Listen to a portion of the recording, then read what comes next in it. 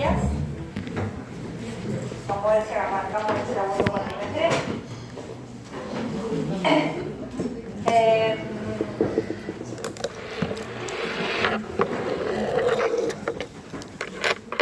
El viernes que viene es feriado. ¿Sí? No sé si lo tienen así registrado. El viernes que viene es feriado. 20, 21, 22, ¿qué cae?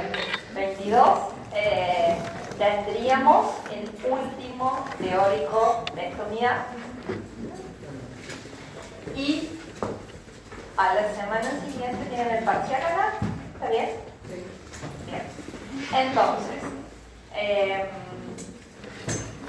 hoy vamos a hacer un ejercicio al final de la clase con este tema. Y si te parece, Ana, el 22, vamos a juntar los prácticos que se saquen las dudas. Nos dejamos un rato como para al final, para que revisemos los prácticos, se saquen las dudas y demás. Lo hacemos entre nosotras, aunque no esté la flor. ¿Sí? Bien, entonces haríamos así. Porque de alguna manera el práctico que hicieron la última clase, para atrás, y lo que van a hacer hoy define prácticamente el enfoque de lo que va a ser el parcial.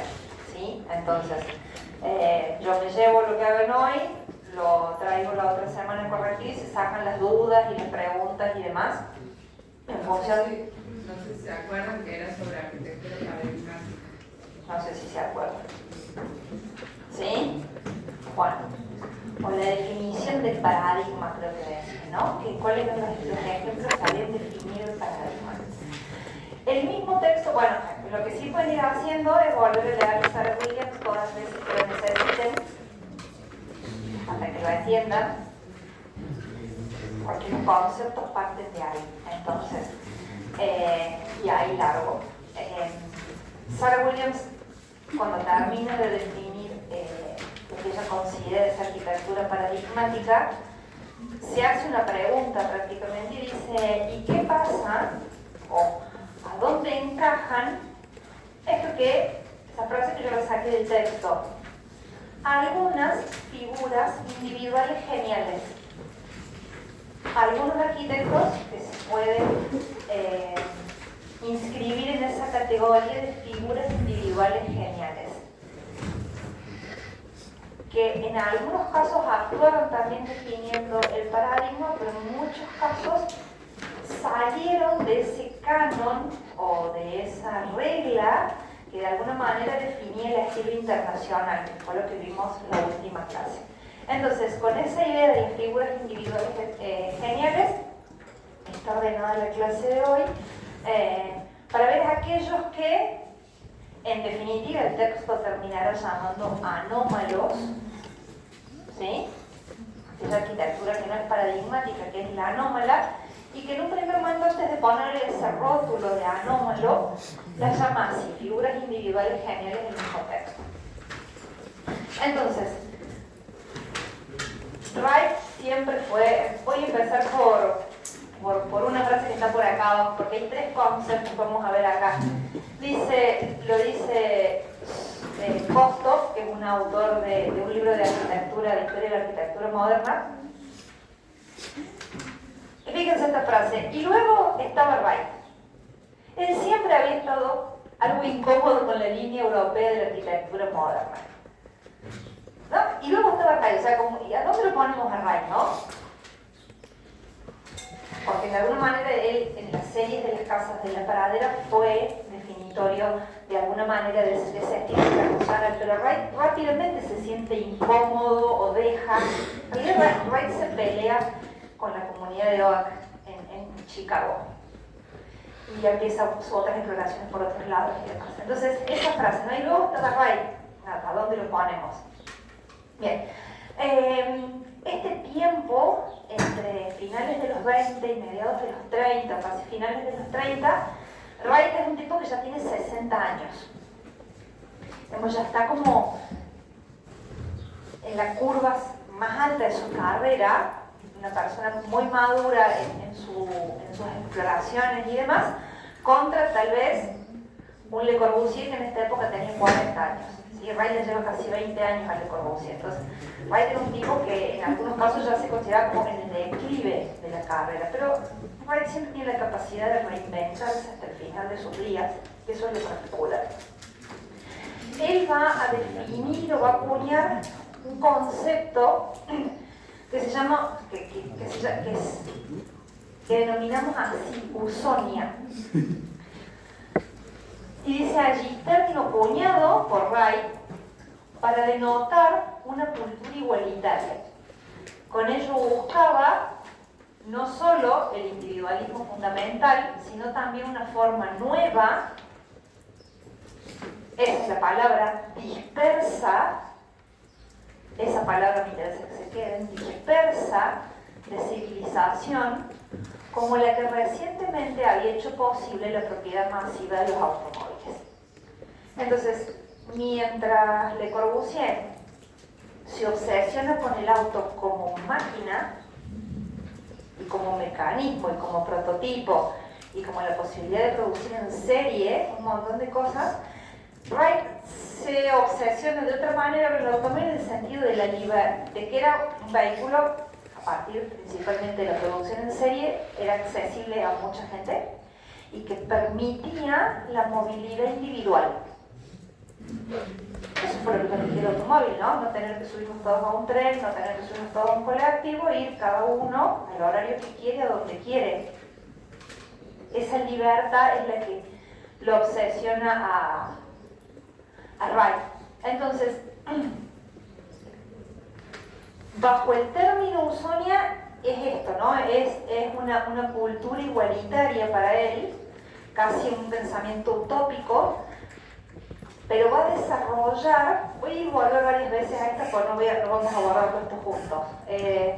Bajo ese concepto, él empieza a desarrollar viviendas, y se llaman casas usonianas.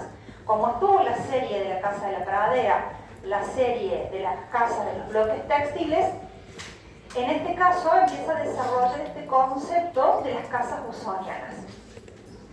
La idea de Wright en este caso era una vivienda de bajo costo en relación a las viviendas que él producía para, insisto, para gente como la comunidad de Oak en Chicago, unas viviendas de bajo costo que tuvieran enorme contacto con la naturaleza, ese es otro punto fundamental, y van a estar vinculadas con el término que sigue, con su modelo de antiurbanismo, digamos. Por eso también esa implantación en el medio de un terreno muy grande y en vinculación con la naturaleza. Wright creía como de alguna manera que había que volver a esa especie de relación primitiva con la naturaleza. Entonces, la primera casa que se destaca dentro de esta serie, yo les voy a mostrar nada más, es esta, la casa Jacobs, en donde Wright cambia la materialidad, cambia la cantidad de metros cuadrados a los que estaba acostumbrado en los proyectos, pero hay cosas que no cambian. Miren, en esta. ¿Cuál es el corazón de la casa? La chimenea, ¿sí? Sigue siendo un planteo de bloques, ¿no? Nada más que tiene otra expresión. Un planteo de dos bloques, de una especie de L que encierran este patio, que es el espacio en torno al cual gira la vivienda, ¿no? Ese patio o la mirada desde acá, ese patio que es este que está por acá. Bastante cerrada la casa hacia el exterior, de nuevo con esa, hay constantes, ¿no? En la arquitectura de Wright. La falta de claridad por donde ingresó, voy a dar la vuelta para entrar por ahí, a la casa, voy a entrar por acá, sin tener la claridad de cómo era el punto de acceso a la vivienda, muy cerrada hacia el exterior y muy abierta hacia el interior. El material principalmente es ladrillo, con lo cual también baja significativamente los costos. La madera, pero madera en pequeñas secciones o en secciones modulares que le permiten también de esa manera bajar los costos. Y ya habíamos dicho de Wright el catálogo del MoMA, cómo él se había empezado a vincular con el vidrio y cómo había vuelto sus obras mucho más transparentes en relación a la primera serie, ¿no? la serie de La Pradera. Entonces, esta casa es de alguna manera la que abre esta serie, incluso mobiliario. A mí me gustan mucho estas casas porque él piensa como el mobiliario integrado a la arquitectura, donde por ahí atrás hay una mesa de comedor, pero el mismo muro hace de banco y demás, ¿no? Cómo va integrando todo el mobiliario de la casa a los mismos muros y demás. Entonces, también se le conoce como Jacobs 1, porque después va a hacer otra casa para los Jacobs, entonces ojo ahí. Yo eso no se lo puse, y esta está en el estado de Wilton. Y en el proceso de las usonianas, porque hace muchas casas usonianas, proyecta muchas casas usonianas, digamos, el epítome o el punto más alto es esta casa, que es la casa Rosenbaum. Incluso algunos autores plantean si esta otra no es una especie de gran ensayo de ideas para llegar a madurar el concepto acá. Está en el estado de Alabama. Volvemos, si miran solamente la planta, tranquilamente la podríamos confundir con cualquiera de sus casas de las primeras series, ¿no? Esta planta acá sin cruz, los núcleos de las chimeneas al centro, o sea, la funcionalidad. En Wright es una cosa ya madura, digamos, él cree en este esquema de funcionalidad de las casas, si bien las va variando dependiendo de lo que le va pidiendo el cliente, parte básicamente siempre del mismo partido o del mismo tipo.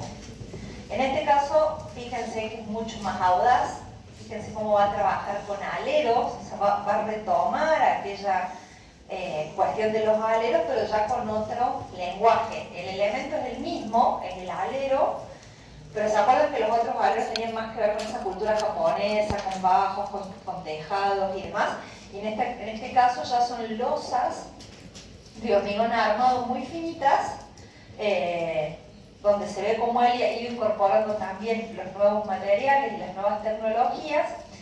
Sigue presente el ladrillo, estos mismos aleros van generando y van definiendo el juego de los volúmenes. De nuevo la casa se ordena a partir de este patio, pero fíjense cómo sigue enfatizando la horizontalidad, el contacto permanente de la casa con el verde, están insertas en terrenos muy grandes. La carpintería se va depurando, ¿no? De esa carpintería tan elaborada que había en las primeras casas, la carpintería se va depurando, y lo que yo les hablaba de esa idea de Wright de incorporar el mobiliario prácticamente a la arquitectura, así como un elemento fijo. ¿La conocían esta casa? Bueno, me voy a volver. Vamos a ver esta, pero me voy a volver acá. Porque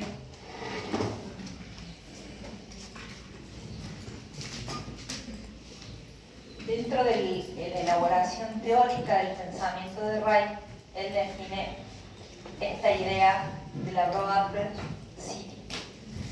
¿Es un modelo urbano?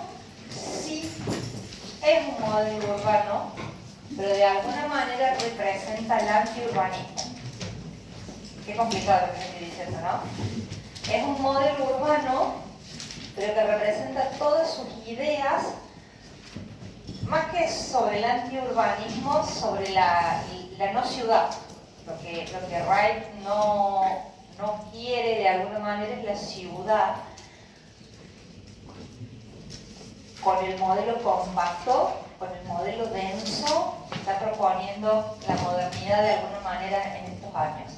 Entonces, ese modelo urbano es de bajísimo índice de densidad, está extendido en todas las direcciones, y que acá viene la parte utópica del pensamiento de Wright. Dice que según Wright estaría en todas partes y en ningún lugar. ¿Sí? Esta cosa bien de utopía de que no no estuviera en ningún lugar. Está basado en la retícula, y en eso yo creo que no se los mostré el año pasado, cuando veíamos Nueva York o cuando veíamos las ciudades del siglo XIX. Estados Unidos en 1780 y unos años define una ley que se llama la Ordinance, y que es de alguna manera la que da sustento a cómo se particiona la ciudad de Nueva York y a cómo se urbaniza todo el oeste de Estados Unidos. Esa Land Ordinance es una enorme grilla, ¿no? Lo que propone es la grilla y la partición de la grilla. Entonces, por eso, en los norteamericanos está tan presente la idea de la retícula, y por eso dice allí similar a las ciudades fundadas durante el mandato de Jefferson. La idea, ahí se las explico, sobre todo esto, pero fíjense, cada familia habitaría un terreno de un acre, por eso el nombre de la ciudad. Y el transporte sería principalmente en coche, ¿sí? Esas son las dos cosas por las cuales se lo señalé hace un ratito. Entonces ahí está el modelo. Este es el plano que publica en este libro en el año 32. Esta es la maqueta que acompañó la presentación. Estos son algunos de los croquis del mismo Wright para explicar la ciudad. La ciudad tiene ese modelo absolutamente disperso, donde él pensaba que en cada uno de los terrenos, que era de un acre, dijimos recién, lo que se iba a implantar es una casa usoniana. En cada uno, por eso los conceptos están todos relacionados. En este modelo urbano, la casa que iba a ir en cada uno de esos lotes es una casa usoniana. Luego había algunos elementos, algunos edificios en altura, que él mismo los va colocando muy dispersos, siguiendo algunas de sus mismas líneas de los edificios que él había ya hecho en altura. Bajísima densidad, pero eso es casi un modelo de una ciudad. Es una forma de ocupar el territorio y poblarlo. Los comercios están todos dispersos, las instituciones están todas dispersas, hay escuelas, hay comercios, ¿se acuerdan que él era unitario cuando él hizo el Unity Temple? Digamos, su religión era la religión unitaria. Plantea un espacio religioso pero sin ningún credo, ¿no? Como para que cualquier persona pudiera, se va flexibilizando el tema religioso a medida que va pasando el siglo XX. Entonces él plantea un espacio religioso pero sin credo, que también estaría distribuido en este enorme lugar, y para todo habría que moverse en auto, ¿no? Cuando salgo de mi casa, bueno, típico pensamiento norteamericano, salgo de mi casa, me subo al auto y voy a donde tenga que ir. ¿Sí? Es importante esto porque es como que se ata con ese otro pensamiento que él tenía. Y finalmente, sí, claro, para atrás, hija. Y finalmente, el último concepto está ligado, pero no tanto a estos de acá arriba, es la idea del taliesin. Wright, ¿se acuerdan que la primera casa de Wright que vimos, que estaba en la ciudad de Chicago, en las afueras de Chicago, que yo les conté que se la había construido antes de cumplir 22 años? Una casa de estudio enorme. Bien, él rápidamente se cansa de esa situación de vivir en la ciudad y empieza a buscar espacios para vivir bajo estos términos él mismo. Entonces así va a construir, van a ser 3, algunos autores los numeran diferentes, son 4 tales, ¿sí? 3 viviendas, 2 van a estar, ya se las voy a mostrar, la primera tiene un incendio y demás, y la tercera es la que está en el desierto de Arizona. Ya les había leído la primera frase, pero me gustaría esta última parte. Pero él no tenía nada que ver con el socialismo beligerante del movimiento moderno, tenía sus propias ideas americanas acerca de un asentamiento urbano disperso, basado en un individuo autosuficiente y en su coche, así era Usonia, Él mismo eligió una vida retirada en el corazón de la naturaleza, y acá dice, en el bosque de Wisconsin, que son los primeros, o en el desierto de Arizona, que es el último, rodeado de una extensa familia de discípulos. Ese es el modelo de vida que él busca. La atención de la sociedad industrial no era para él, tampoco era para él la fe asociada a las milagrosas epifanías de la edad de la máquina. La alta tecnología tenía su lugar, como también lo tenían los materiales y los métodos tradicionales. Sobre todo era partidario de las ventajas emocionales de la arquitectura. Y acá es donde se vinculan todos estos conceptos. Usonia exigía poesía y sentimiento. Y continuaba hablando oscuramente de una arquitectura orgánica, una arquitectura que combinaba los medios modernos con las formas de la naturaleza y crecimiento. Hablaba de cobijo, no solo como una cualidad espacial, sino espiritual. De alguna manera, estos conceptos son los que van a definir a un Wright que se ha alejado de esa idea de la estima internacional para vincularse cada vez más a la naturaleza. Miren, como dice acá en varias de las frases, no niega los avances de la tecnología, los usa, los aprovecha, pero sin dejar de lado los materiales y las técnicas tradicionales y la relación con el lugar y la vinculación de las obras con el lugar. Entonces, en esos términos es que él construye estas que están en Wisconsin, estas, digo en plural porque a esta vivienda se le llamó Taliesin 1 y Taliesin 2. Quiere el chumerío, como siempre. ¿Qué pasó entre el 1 y el 2? Vieron que así tiene una comunidad, porque él acá trabajaban todos sus discípulos, tenía un gran espacio de estudio y demás. Él se había divorciado de su primera esposa y estaba con una mujer que mucha bibliografía le determina que ya era amante de él cuando estaba casado con la primera esposa. Y uno de los empleados o discípulos o de los que estaban ahí trabajando se enojó con Wright, discutió. Wright tenía un carácter del demonio y le prendió fuego a la casa. Y en el incendio murió ella. ¿Sí? Entonces tiene como hay un condimento de tragedia. El área que se quema es esta, hay fotos de la casa quemada. La casa que se quema es esta, el área que se quema es esta. Esta casa todavía está muy ligada a el estilo de la pradera, o las casas de la pradera. Y ahí un video ya se lo vamos a dar la vuelta y lo corto esto y lo pongo para que lo vean, porque habla el mismo Wright en primera persona en el audio. Entonces, luego del incendio, él reconstruye la casa y la amplía. ¿Sí? Todo esto sucede incluso mientras él estaba haciendo el Gran Hotel de Tokio, que vimos hace unas semanas y demás. Bien, entonces, ven que ahí en el medio del patio hay una persona arriba de un caballo y demás, tenemos esa idea de la vida.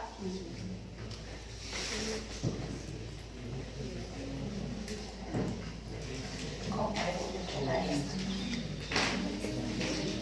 Eso viene a prueba. Viene a prueba, no viene.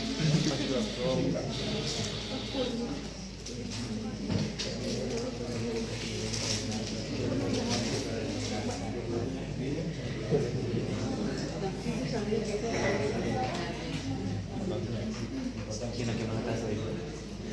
¿Quién y por qué quemó la casa de él? ¿Quién y por qué quemó la casa de él?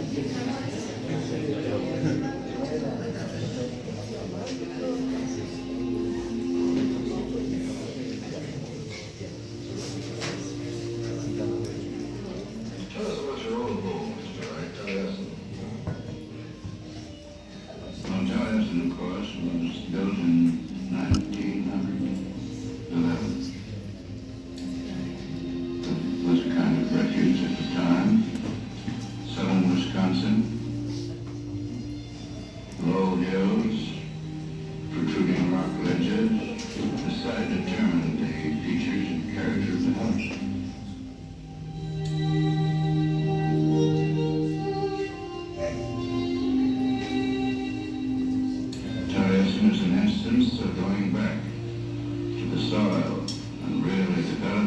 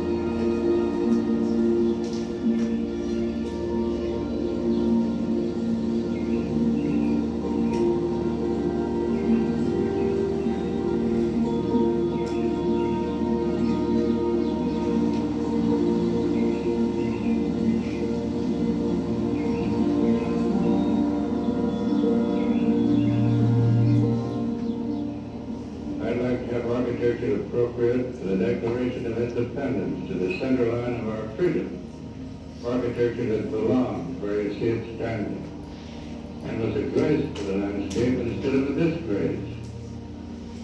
And the letters we received from our class tell us those buildings we built for them have changed the character of their whole life.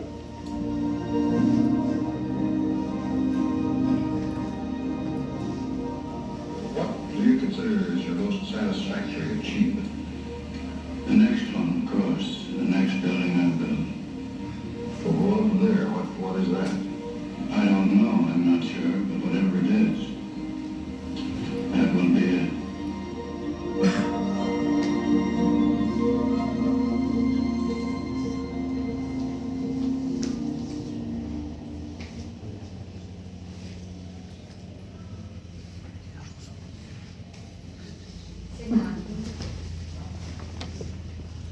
¿Se imaginan ser estudiante de arquitectura o recién recibido y irse a trabajar en el Dalecín con Wright y en el medio de ese ambiente, de esos paisajes, con esa calidad espacial, ¿no? Que veíamos, hasta incluso pensar en los lugares para que la gente pueda leer sentado al lado de una ventana y tener la luz del sol mientras lee y demás, ¿no?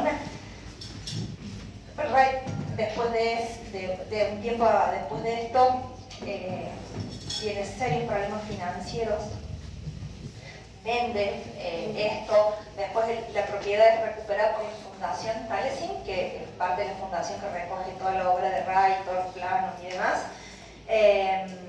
y ahora está declarada Patrimonio de la Humanidad la casa, desde la década del 70. Tan zen no debe haber sido, porque es ayudante leer.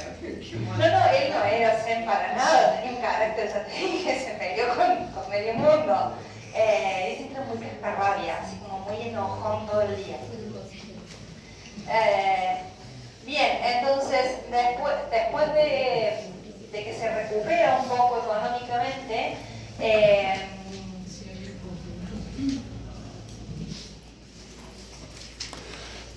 agarra cierta predilección por el clima mucho más caluroso y benévolo en lugar de ese clima del norte de Estados Unidos, mucho más húmedo, mucho más frío, y entonces se enamora de alguna manera de Arizona, y en ese lugar ya también aquí consigue una estabilidad emocional bastante particular. Es su cuarta, quinta mujer, no sé cuál de ellas es, pero con la que va a estar hasta casi el final de sus días, y ella le da como mucha estabilidad y construye esta otra casa, otro Dalecín. Ya les dije, puede aparecer como 3, puede aparecer como 4, de la forma que no le erran es como el Dalecín oeste o el Dalecín oeste, porque justamente se trasladan hacia el oeste. Y esta vez ya tiene incluso otra escala el proyecto, la misma implantación y la misma búsqueda de la relación con la naturaleza, con los grandes espacios, nada más que interpretando una naturaleza que no tiene la exuberancia de los bosques de donde estaba la otra propiedad. Y fíjense, ya también pensando en ese modelo de casa, estudio, taller y demás, lo construye en bloques, no es una sola unidad, sino que esto es absoluto. Fíjense en comparación con la otra planta, que todavía está muy ligada a las formas que estamos acostumbrados a ver en las casas. Esto se construye en diferentes bloques, con cierta independencia entre un bloque y el otro, su propia vivienda, como una especie de teatrito para ellos mismos. Los que venían y se instalaban aquí como estudiantes también trabajaban como la huerta y eso, promoviendo la relación con la naturaleza y demás. Y esta audacia o este juego estructural, trabajar con la madera de esta forma, seguir trabajando con un techo con pendiente, un techo inclinado, pero en donde la pendiente está dada de esta forma, la estructura sale hacia el exterior, va generando los aventanamientos de esta manera y se completa o se ancla de este lado con estas piezas. Una cantidad de parasoles y demás, porque también se está ajustando a este clima del desierto mucho más caluroso, y el espacio de trabajo, ¿no?, donde estaban todos los tableros. Busqué esta porque este espacio siguió activo hasta la década del 70 y hay una hasta con computadoras. De esta misma área de trabajo hasta ya con computadoras para dibujar de esa manera porque se siguen dando cursos y seminarios acá. Entonces, nada, hay un montón de tableros, ya de escritorios, ya no son ni tableros, un montón de escritorios en este espacio. Por eso busqué uno que tuviera los tableros de imagen y a Ray pasando entre medio de los tableros y evaluando el trabajo de los discípulos. Piensen que todo lo que nosotros hacemos ahora en la compu, no pierde. Que tenés adentro de un solo archivo la planta, el corte, los detalles, en otra escala, que no sé qué, que no sé cuánto, todo es un enorme archivo, ¿no? Lo que hacemos hoy, y tenemos un despelote adentro de ese archivo, con cariño, yo también he dibujado.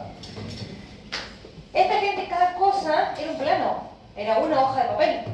La planta era una hoja de papel, un corte era otra hoja de papel. Y tenía que estar de acuerdo el que estaba dibujando la planta con el que estaba dibujando el corte y con el que estaba dibujando los detalles. Para que todo se ajustara casi como en tiempo real, ¿no? Lo que uno hace ahora con el mouse, acá tenían que estar todos dialogando y poniendo los planos en sintonía. Y ahí ahí la ley decía, no puedes hacer control Z era la trincheta. O, no sé si vos llegaste en la hojita de Chile. Los planos, cuando uno se equivocaba, en papel vegetal, yo compraba gruesito siempre para tener margen del trinchetazo. Mientras más gruesito, más te podías equivocar. Le pifiabas, agarrabas o una trincheta chiquita o una hojita de gilet y raspabas. Y después, para poder pasar con la tinta de nuevo arriba, con la uña, le dabas así el regate que el papel tenía brillo de nuevo y no te absorbía la tinta. Porque si no, cuando pasaba, el papel estaba todo abierto porque lo habías raspado con trinchas, cosas. Sí, lindas épocas. Lindas épocas. Ahora, yo como que en una persona como de mi edad conviven todas las historias al mismo tiempo. Porque yo dibujé así y presenté mi tesis en CAD. O sea, yo hice todo el proceso, no llegué al tiralínea, pero de los Rotring al CAD, mi época fue la que hizo el salto. Y les voy a decir que el AutoCAD 10 funcionaba bajo DOS, ni bajo Windows, bajo DOS. Así como tenías que salir de Windows, entrabas al DOS, abrías el AutoCAD. Bien, ya está, momento. Entonces les decía, este era el momento donde estaban todos trabajando y después piensen que toda esta gente era como una comunidad, entonces hay grandes espacios como estos para estar como grandes living o grandes espacios para estar relajados o para pasar el tiempo mientras no se estaba en el tiempo de trabajo. Bueno, y como cierre de todo esto, una cosa que ustedes requete conocen, porque seguramente se las mostraron en un montón de materias y demás, seguramente me van a decir que saben y que no, que es la casa Kaufman o la casa de la cascada.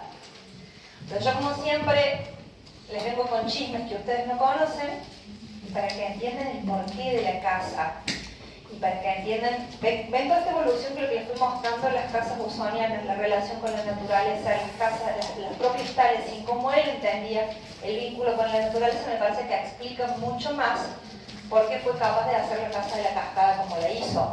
La casa de la cascada no es un hongo que sale un día de humedad, sino que es la decantación de todo este proceso que el mismo Rey estaba viviendo. ¿Quiénes eran los Kaufman? Allí están los tres, padre, hijo y la madre. Eran propietarios de grandes tiendas, tiendas de departamento.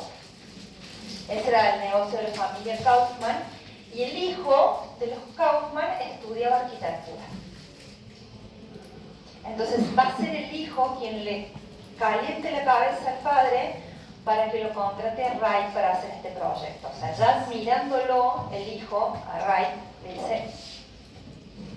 De todas formas, esta línea que se las dejo no es para que la exploremos ahora, son todos los encargos que los Kaufman le hicieron a grandes arquitectos, ya sea para arquitectura industrial, o para arquitectura comercial o para viviendas, ¿sí? Entonces los Kaufman tenían como ese vínculo con la arquitectura de calidad, la arquitectura encargada de arquitectos. ¿qué es esto que está acá? El encargo es en el 34. Esta foto muestra cómo era el lugar y cómo ya los Kaufman iban a ese lugar cuando todavía no había construido nada. Ellos ya tenían un vínculo con el lugar. Y lo llevan a Wright porque ellos pasaban muchos veranos acá, lo llevan a Wright a ver el sitio cuando el sitio era todavía esto. Digo, muchas veces uno no entiende la implantación, acá la implantación vino casi pedido por los dueños. O sea, los dueños eran los que disfrutaban de ese lugar, los dueños eran los que tenían ese nexo con ese sitio. Las posibilidades económicas de los Kaufman eran muchas. Después vamos a ver otra casa que los Kaufman le encargan a otro arquitecto famoso, que va a ser la casa de invierno. Esta es la casa de verano de los Kaufman.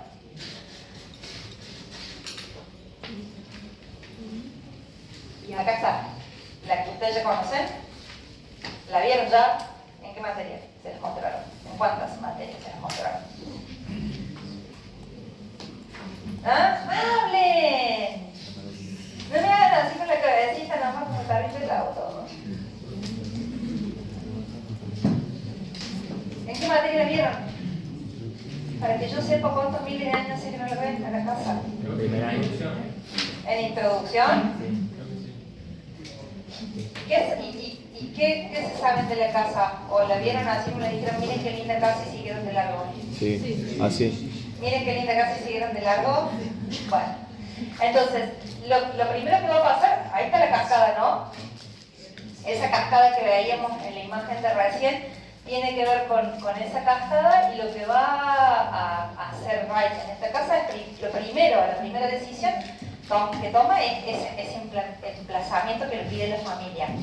La segunda decisión es en cuanto a materiales, en donde va a combinar la piedra del lugar para dar la sensación de que la casa emerge de las mismas piedras de la cascada, ¿no? Entonces esa búsqueda del material que haga esa combinación, y luego el hormigón armado en estas grandes balcones que al mismo tiempo que funcionan como balcones, funcionan como aleros, ¿no? Es una cosa que no pierde en ningún momento de su carrera Wright, la idea de los aleros y demás.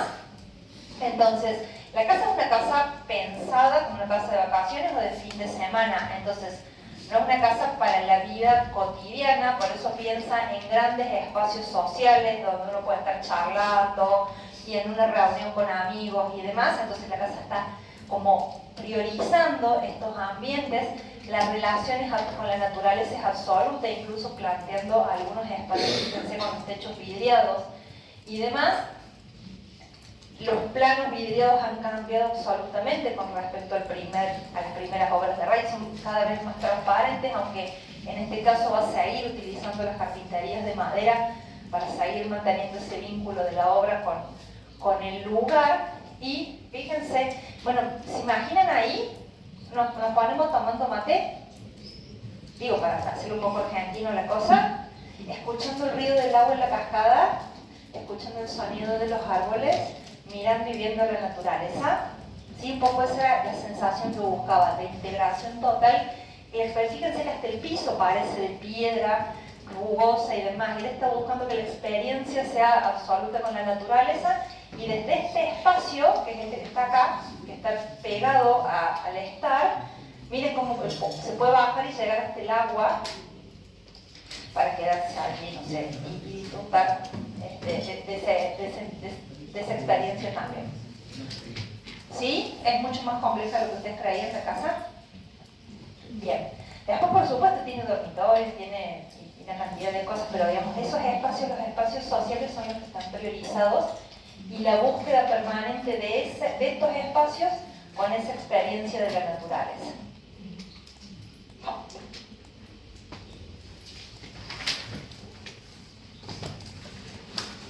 En la foto están, si bien vamos a hablar de Rudolf Schindler, en la foto está el otro personajón, que ya lo vimos la semana pasada, en la última clase, que es Richard Neutra. Los dos son austríacos. Los dos vinieron a América, los dos trabajaron con Wright, los dos se pelearon con Wright. ¿Estamos? Pero parece que se quedaron amigos entre ellos. ¿Sí? Creo que a veces la vida te trae eso, ¿no? Te peleaste con uno, pero te quedaste amigo del otro y todo bien. Bien, entonces en esta foto está Rudolf Schindler, Richard Neutral, la esposa de Schindler, Pauline, y uno de los hijitos de Schindler. ¿Por qué se los pongo? Porque hoy no vamos a ver nada de Neutral, pero me interesa que les quede como en la cabeza el vínculo que hay entre ellos. Y Schindler va a ser el que le presente a Richard Neutral a los Kaufmann para hacer la casa del desierto, que lo vamos a ver en la próxima unidad. Esto es como una enorme trama de relaciones, de alguna manera, el siglo XX. Entonces, lo primero que vamos a ver de este personaje, que insisto, los dos tienen grandes influencias de Wright, trabajaron con Wright, vinieron a América con la idea de trabajar con Wright y demás, pero traían su propia carga, de su propia experiencia, su formación, porque habían estudiado arquitectura en Europa. Esta casa, yo les voy a hacer un paréntesis y les voy a decir, cada vez que mi marido ve las fotos de este, dice, ¿cómo podés hacer mala arquitectura si tenés esto para ver? Mi marido no es arquitecto. Pero él dice, ¿cómo podés hacer mala arquitectura si tenés esto para tomar lecciones? Realmente es una obra exquisita, que de alguna manera tampoco encaja en lo que decía el movimiento internacional. De alguna forma está ligada al inicio de las usonianas de Wright, tal vez se deba a alguna de las influencias de Schindler en ese periodo, pero Schindler era un tipo difícil de encajar él, en primer lugar. Entonces, esta casa, vieron que dice Schindler Chase, la construye para él, su esposa y el niñito que vimos recién, y para otro matrimonio más. Entonces es una casa que van a compartir, como si fuera una casa de fin de semana, pero que la compartís con alguien, ¿no? Que te construís una casa de fin de semana con alguien. Y como es una casa que tiene esa idea de ser una casa de fin de semana y demás, es muy flexible, no les puse la planta es bastante simple, gira de nuevo como alrededor de un patio, ¿no? Que es este patio que se genera acá, o que se genera allí, un patio abierto como una C, es la casa. La vocación de, creo que esto es la primera vez que aparece en la historia, y después lo veremos hasta el cansancio, ahora en la arquitectura muy contemporánea, la idea de hacer que desaparezca completamente el plano de cerramiento, que las correderas queden embotidas en el mismo hormigón y en el mismo dintel, para que cuando yo abra las aberturas quede una integración total, donde no viene un escaloncito ni nada. Los materiales son muy pocos, utiliza hormigón y madera, básicamente, ¿sí? Y lo demás es todo combinado, más de lo mismo, porque los pisos son estucados, los muros también están trabajados con revoques estucados y demás, entonces trabaja con hormigón, revoques al modo de una especie de hormigón visto y madera. Insisto, como una casa de fin de semana va a priorizar también estos espacios abiertos. Por ahí debe andar el salón de té, que es otro de los espacios que tiene la casa, el punto del hogar, que es este que está acá. Y después, yo les puse esto porque a mí me encanta esta parte de la historia. En California, a veces en verano las noches son muy calurosas. Entonces la casa tenía todo un sistema en la parte alta de terrazas para poder, no sé, ¿vieron cuando uno se siente fresquito en verano? En una terraza. Toda la terraza funciona como una terraza transitable, habitable, y estaba pensada para poder ir allí en las noches calurosas a estar en contacto con la naturaleza, a tomar el aire más fresco y demás. ¿Qué tiene que ver esta casa con los 5 puntos de Corbusier?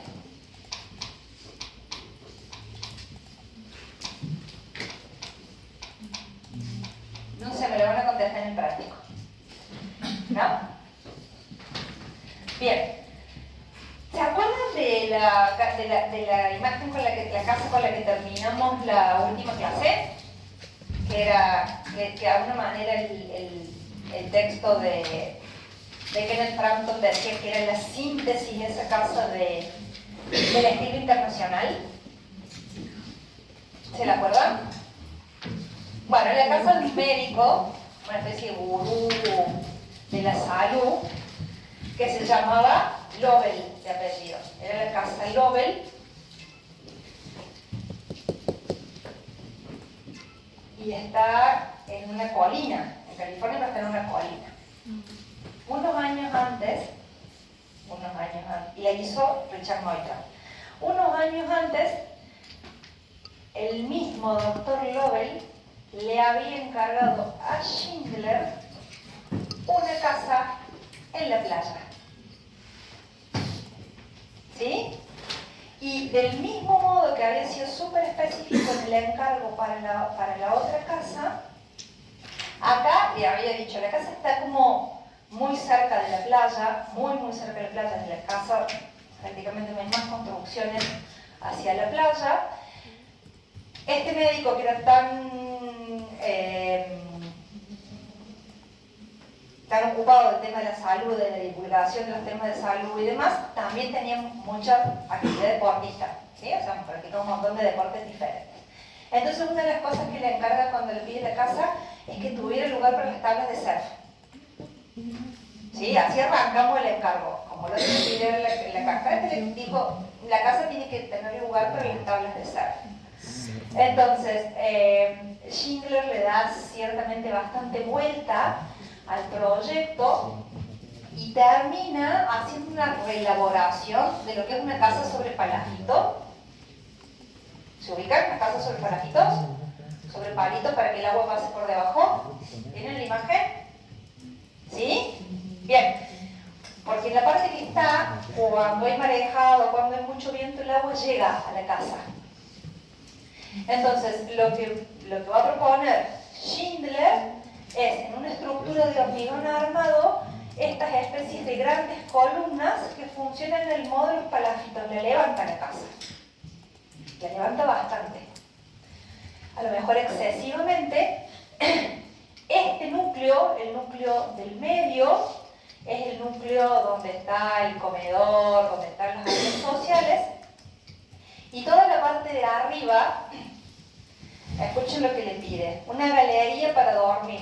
No quiere dormitorio, quiere una galería para dormir. ¿Sí? Para poder dormir como con las ventanas abiertas, la brisa del mar y demás. Entonces Schindler construye este núcleo acá arriba.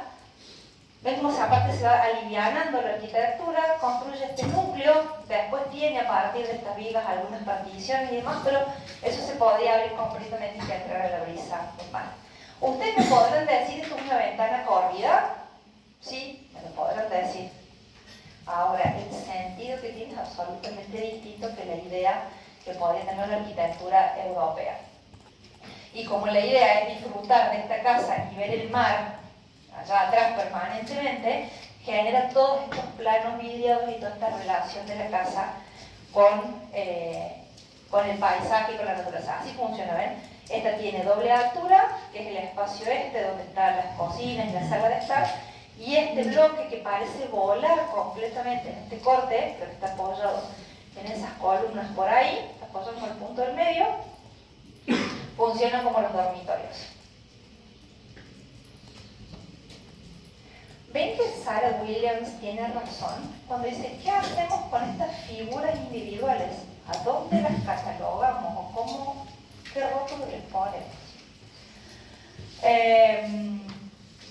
Y esta es la última, esta casa me encanta. Esta es la última casa de los Schindler que les muestro, de Rudolf Schindler que les muestro, y también es casi la que se considera su obra más lograda. Esto de trabajar en California tiene sus problemas, ¿no? Las colinas de California son un problema para implantar cualquier obra. Entonces, ¿ve la topografía del terreno? A mí si me llama un cliente y me dice que el terreno es este, yo me largo a llorar y le digo, ando buscando otro arquitecto. ¿No? Bien, entonces de esta manera la casa va a quedar, fíjense, prácticamente se apoya en 3 puntos en el terreno. Tiene 3 puntos de apoyo a lo largo de la ladera. El ingreso vuela, los volúmenes vuelan, ¿sí? Es si bien no tiene grandes luces, es una osadía estructural la casa, en primer lugar. Está hecha casi todo en hormigón armado, porque si no esto no lo hacemos ni queriendo. Y no trabaja con planos. Esta es la otra cosa interesante de Schindler. No cierra los volúmenes, son volúmenes puros, uno no los puede terminar de completar en la cabeza de uno, pero él no los completa físicamente. Entonces acá está el cubo, uno lo podría leer, el cubo, pero está transformado, está alterado, no está completo, y de esa manera va generando la riqueza volumétrica. Les puse fotos viejas, porque esta casa sigue en uso, y la fachada, que es preciosa, está destruida en cuanto a la composición. Acá de este lado le han hecho un garage como para 3 autos, acá han metido otro volumen de hormigón que desvirtúa esta altura, por eso elegí ponerle fotos como viejas para que entendieran realmente cómo era la obra, porque el ingreso se genera por acá y yo tengo que girar, y este volumen es lo único que me adelanta. Estoy ingresando a la casa por ese lugar, toda esta estructura metálica que parece que se cuelga desde el último nivel, y luego, bueno, esta articulación y algunos de los espacios. Este es gracioso, este es el señor Wolf, pero la foto en el libro donde la encontré, y por eso se enseñarlo acá, es porque la fotografía marcaba, señalaba la lámpara. El señor Wolf junto a la lámpara. Todo, hasta las luminarias estaban diseñadas por Schindler.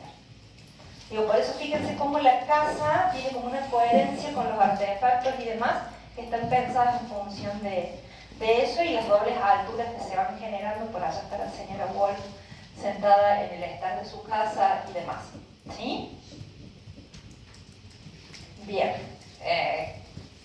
Seguimos un rato más. ¿Cómo estamos? Si van a volver en 15 minutos, hacemos un corte, así hacemos un par de cortecitos y se me despiertan porque siento que los estoy perdiendo. Pero hagamos 15 minutos, así hacemos un par de